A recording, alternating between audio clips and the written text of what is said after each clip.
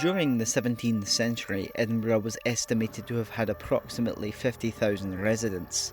This was 50,000 men, women and children, all within the confined space of the tenements of the Royal Mile, and the various narrow back alleys and wynds that found themselves splintering out like veins. The city was overcrowded and dirty and saw numerous of the Great Plague spread throughout its people. Dysentery was rampant and crime was an epidemic. Though within these walls, it seems that not even the most honourable of townsfolk were free from the most evil deeds.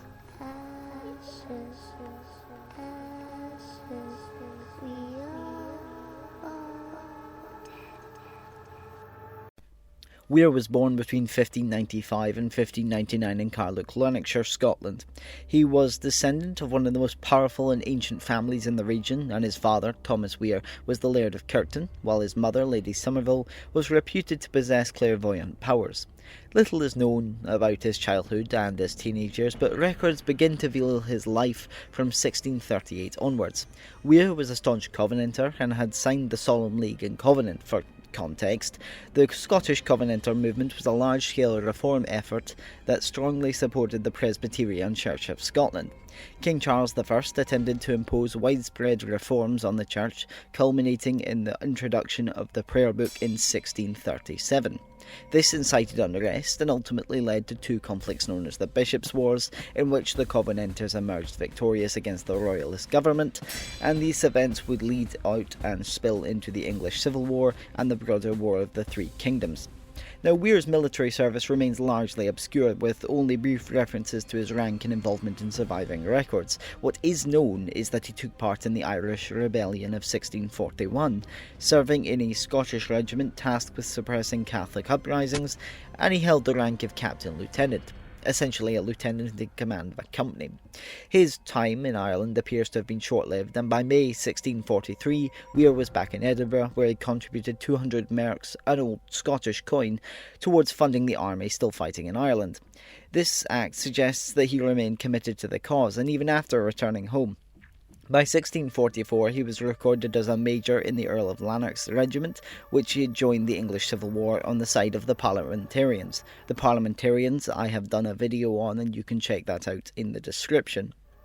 In the late 1640s, Weir returned to Edinburgh, and in 1650 was promoted to captain of the City Guard, an extremely prestigious position. This role placed him in charge of the city's defences and in command of its militia, making him a central figure in Edinburgh's civic and military affairs. Combined with his fervent religious beliefs, this position earned him a considerable respect amongst local populace. His association with the Kirk Party, a radical Presbyterian faction, with Kirk being the Scots word for church, further boosted his stand and influence within the city. Perhaps one of the most notable events of his career was overseeing the execution of General Montrose, who was branded a traitor and hung at the Mercat's Cross in the centre of Edinburgh. This rise in power helped him shield himself from suspicion of any questionable activities. Weir lived with his sister Griselle on the West Bow in the centre of Edinburgh, an area now known as Victoria Street, on Victoria Terrace, which leads down to the Grassmarket.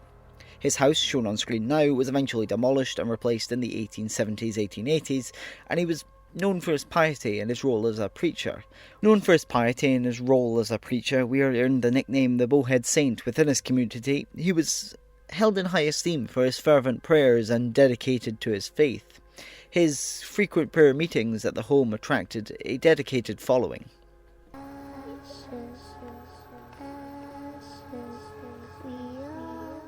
The truth about Weir's deeds were never fully revealed during his lifetime. Most of what we know comes from the trial of his records. Murmurs of suspicion surrounded him as early as the beginning of his captaincy with the City Guard, and it wasn't until the 1670s, long after his retirement, that a period of illness finally confessed to a series of disturbing acts. Confession led to his arrest and subsequent interrogation at the Edinburgh toll booth.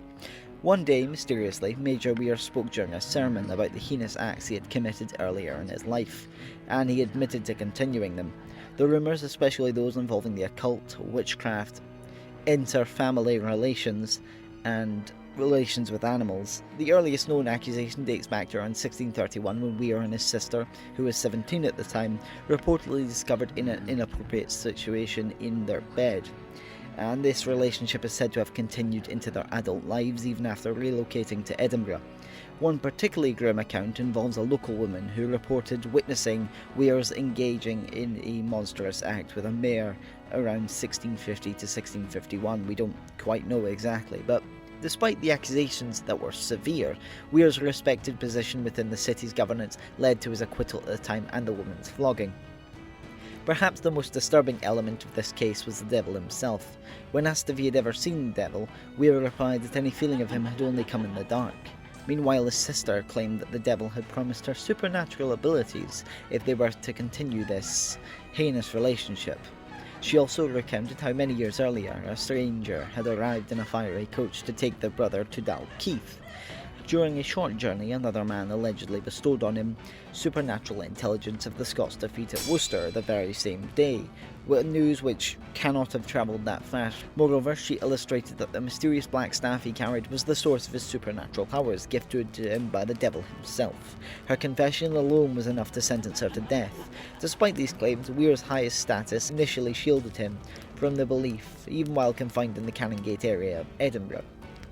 Another tale, though its original source is difficult to verify, spoke of Weir's supernatural ability to enter the homes of notable women in the city for illicit relations during the night.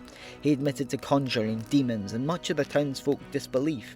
Stories of him flying across Edinburgh with Satan, his belongings burning yet dancing, sparkling in the flames as if untouched by the heat.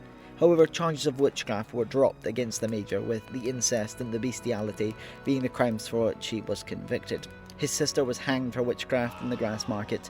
Meanwhile, the Major was garroted to death in Leith outside Edinburgh, and he was burned in a fire. The trial concluded on April 9, 1670. Before dying, his last words were said to have been, "Let me alone. I have lived as a beast, therefore I must die as a beast." As he was burned, his staff was burned with him, reportedly glowing, sparkling, and jumping in the flames. His sister's execution was said to have been far more lively, as she cast off her clothes before her death. The Westport area was avoided by Edinburgh citizens for many years following the Weir's death. An account from 1678, 8 years after Weir's execution, describes sightings of witches in the dead of night around his former home. Dark, shadowy figures in the windows, supernaturally tall beings peering out at passers-by. Grizel's face was said to scream from the top window at those who walked by. The house was eventually bought by Sergeant William Petullo in the 1700s, who reported that neither he or his family could spend a night there without encountering something odd. He eventually moved out, and the house was demolished at the end of the 19th century.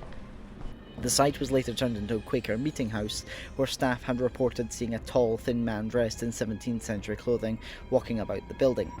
When I went there myself to talk to them, the more recent staff had said they hadn't seen anything, though when things go missing, when things are strange, they call it the Major. But that leaves one thing to wonder. Does the devil still walk the Grassmarket?